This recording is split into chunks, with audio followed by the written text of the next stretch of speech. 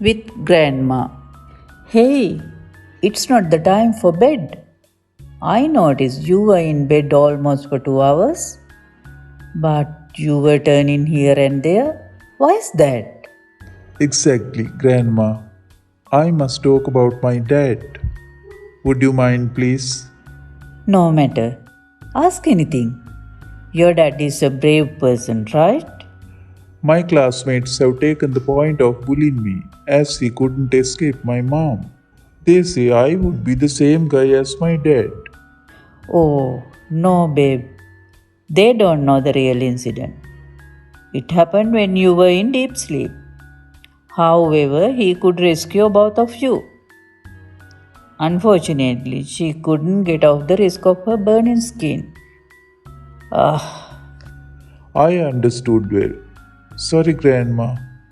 I made you pretty sad. Simply talking, a blue